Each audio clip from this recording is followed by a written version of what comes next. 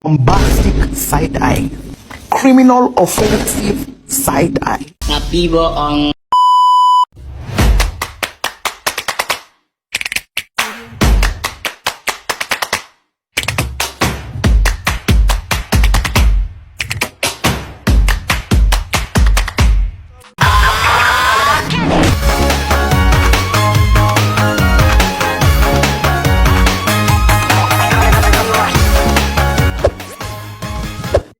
Warahmatullahi wabarakatuh. Nama saya Natas Tamisa Wahda dari Prodi Manajemen akan mempresentasikan manajemen keuangan. Konsep dasar manajemen SDM.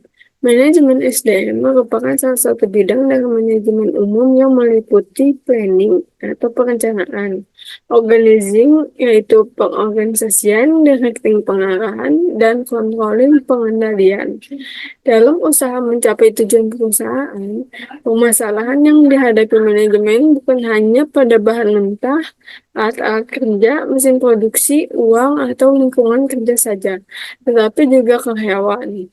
Sumber daya manusia. Pengelolaan sumber daya manusia inilah yang disebut manajemen sumber daya manusia. Mengapa SDM harus dikelola? 1. SDM menyebabkan sumber daya yang lain, bahan mentah, alat-alat kerja, mesin produksi, uang, dan lingkungan kerja dalam perusahaan dapat berfungsi atau dijalankan. 2. Manajemen SDM dapat menciptakan efisiensi, efektivitas, dan produktivitas perusahaan. 3. Melalui manajemen SDM yang efektif mengharuskan manajer atau pimpinan menemukan cara terbaik dalam mendayagunakan orang-orang yang ada dalam lingkungan perusahaannya agar tujuan-tujuan yang diinginkan dapat tercapai. Istilah-istilah yang digunakan: manajemen sumber daya manusia, manajemen sumber daya insani, manajemen personalia, manajemen kepegawaian, manajemen perburuan, manajemen tenaga kerja, administrasi personalia, administrasi kepegawaian, hubungan industrial, personalia, HRD, dan HRM, personalita, yaitu kegiatan pengelolaan SDM yang lebih fokus pada hal-hal yang bersifat administratif, yang mengatur hubungan kerja antara employer dan employer, sebagai salah satu sumber daya yang dimiliki organisasi. Aktivitas paling intens yang dilakukan oleh bagian personalita biasanya adalah rekrutmen personel atau personalita terkait langsung dengan filing dokumen-dokumen kepegawaian, payroll, dan administrasi terkait dengan individu atau karyawan. HRD berfungsi lebih luas dari personal manajemen, meliputi progres, fungsi perencanaan strategis tenaga kerja, HR planning, HR budgeting, assessment, recruitment and selection, hiring and termination, career development, organization development, performance management, industrial relationship, pension, training and system development, serta sering sekali melibatkan fungsi general affairs di dalamnya. Dengan demikian, HRD adalah pengelolaan SDM yang lebih fokus pada hal-hal yang berhubungan pengembangan SDM sebagai salah satu sumber daya penting yang dimiliki organisasi. HRM adalah kegiatan pengelolaan SDM yang secara holistik merencanakan, mengorganisasikan, menggerakkan, dan mengendalikan SDM sebagai aset yang dianggap lebih penting dibandingkan sumber daya lainnya. Semua aktivitas dan subsistem manajemen SDM diperhatikan secara proporsional sesuai dengan strategi organisasi. 2. Tujuan manajemen SDM.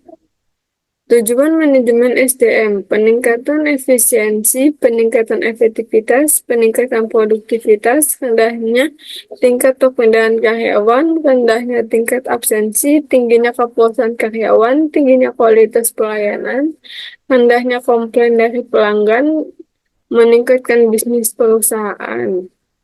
Fungsi manajemen SDM, fungsi manajerial, planning atau perencanaan, organizing pengorganisasian, directing pengarahan, controlling pengendalian. Fungsi operasional, pengadaan tenaga kerja atau SDM, pengembangan, kompensasi, pengintegritas, pemeliharaan, pemutusan hubungan kerja. Peran manajemen SDM melakukan analisis jabatan atau menetapkan karakteristik pekerjaan masing-masing SDM, merencanakan kebutuhan tenaga kerja dan merekrut calon pekerja, menyeleksi calon pekerja, melakukan penempatan dan orientasi karyawan baru, menetapkan upah, gaji, dan cara memberi kompensasi, memberikan intensif dan kesejahteraan melalui evaluasi kinerja. Peran manajemen SDM mengkomunikasikan, memberikan penyuluhan, dan menegakkan disiplin kerja, memberi pendidikan, pelatihan, dan pengembangan, membangun komitmen kerja, memberikan keselamatan kerja, memberikan jaminan kesehatan, menyelesaikan penyelesaian perburuan, menyelesaikan keluhan, dan relationship karyawan. Pendekatan manajemen SDM, pendekatan strategis manajemen SDM harus memberikan andil atas keberhasilan strategis perusahaan. Pendekatan SDM, manajemen SDM merupakan manajemen manusia. Jadi pentingnya dan martabat manusia tidak boleh diabaikan. Konsep manajemen SDM. Fungsi penerapan fungsi manajemen SDM secara makro dan mikro. Makro, fungsi-fungsi pokok manajemen umum seperti fungsi manajerial dilakukan oleh badan-badan pemerintah yang diserahi tugas dalam pengelolaan SDM seperti Departemen Tenaga Kerja. Mikro berfungsi fungsi-fungsi manajemen SDM secara fungsi operasional berbagai masalah sebelum masalah itu muncul. Prinsip-prinsip manajemen SDM yang perlu diperhatikan: prinsip kemanusiaan, prinsip demokrasi, prinsip the right man is the right place, prinsip equal pay for equal work, prinsip kesatuan arah, prinsip kesatuan komando, prinsip efisiensi, prinsip efektivitas, prinsip produktivitas kerja, prinsip disiplin, dan prinsip wewenang dan bertanggung jawab. Praktik manajemen SDM. Sebagai ilustrasi, berikut ini adalah kegiatan-kegiatan manajemen SDM yang secara khusus diberlakukan di lingkungan pegawai negeri sipil. Program umum, penyusunan formasi, pengadaan pegawai, pengangkatan pertama, penilaian pelaksanaan pekerjaan, penyusunan daftar, usulan kegiatan, pendidikan dan pelatihan, kenaikan gaji, kenaikan pangkat, tunjangan-tunjangan, mutasi jabatan, mutasi kerja, pemberian cuti, pemberian penghargaan, pembinaan kesejahteraan, tabungan asuransi pensiun, dan pemberhentian dan pensiun. Program khusus pembinaan tenaga kerja, penyelesaian kasus perorangan, penggantian surat yang hilang, peninjauan masa kerja, penyelesaian masalah pegawai, pengurusan NIP atau kartu pegawai, pengurusan kartu istri atau suami, pengurusan asuransi kesehatan, dan pengurusan tabungan asuransi pensiun. Tantangan manajemen SDM, tantangan eksternal, perubahan teknologi, perubahan peraturan pemerintah, faktor sosial budaya, pasar tenaga kerja, faktor politik, kondisi perekonomian, faktor geografi, faktor demografi, kegiatan mitra, dan kegiatan pesaing. Tantangan internal munculnya karena adanya SDM yang mengajak pertimbangan atau trade-off di antaranya finansial, penjualan, keuangan, servis, produksi, dan lain-lain. Selain itu, dihadapkan pula pada serikat pekerja, sistem informasi yang semakin terbuka, dan budaya organisasi. Proses manajemen SDM, sekumpulan orang memiliki tujuan dan organisasi. Pembagian tugas dan wewenang dalam job.